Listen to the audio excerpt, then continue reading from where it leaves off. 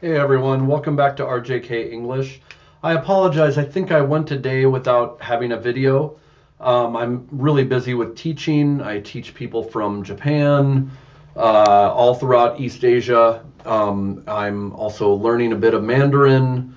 I'm getting these videos together. I'm studying linguistics. Life is a little crazy right now.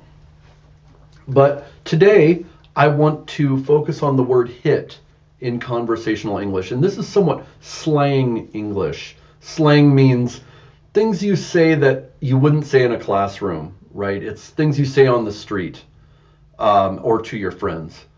You'll often hear me say in a video, hit me up on Facebook. This means contact me on Facebook, reach me on Facebook, contact me on Facebook, or let's have a conversation on Facebook. Hit me up. Okay? This is definitely slang, but I say it all the time. It's also from my generation, so you'll have to see if people in the younger generation actually use this much anymore. A lot of our slang comes from hip hop. So hip hop English, or actually African American English, is very, very creative. And in the African American community, they invent a lot of new phrases. It's a very dynamic language. Often standard American, non-African American English, not part of that dialect. It takes us a while to take that on, and then it becomes part of standard English.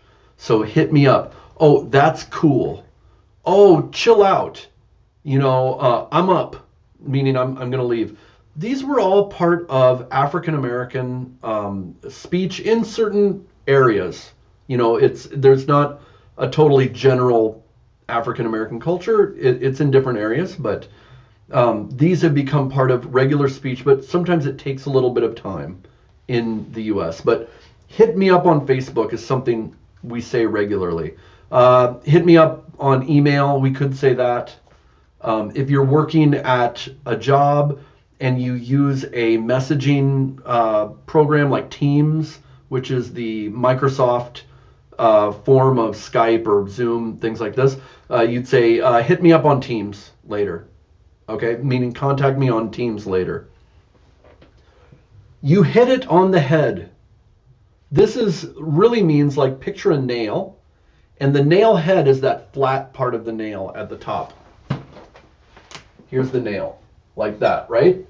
And you hit it right on the head with the hammer, it goes right in. You hit it perfectly. You really hit it on the head. This is another way of saying exactly. You really hit it on the head. Perfectly. You said it perfectly. Or you got exactly what the problem was. You really hit it on the head. Right now we're debating police reform in the U.S.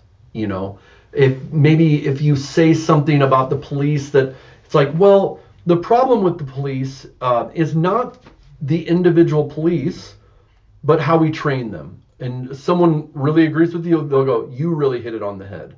Out of this big subject, you hit exactly what the problem is. Or another person would say, the problem is we have police doing things that are not what the police should be doing. They should not be social workers. They should not be checking up on whether children went to school. And I go, you really hit it on the head.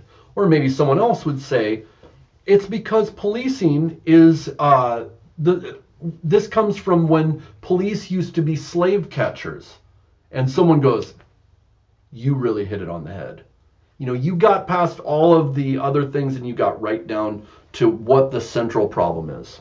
Okay. Now, I'm not saying any of those are right. I'm just saying that's what, if you hit on something that someone means that's exactly the problem, they'll say, you really hit it on the head. He is hitting on you, or she is hitting on you, or they are hitting on you. This means they are trying to, I don't know, how do you say this in a proper way? They're trying to come on to you. They're trying to be romantic with you and get you to date them or maybe hang out with them that night in a romantic fashion.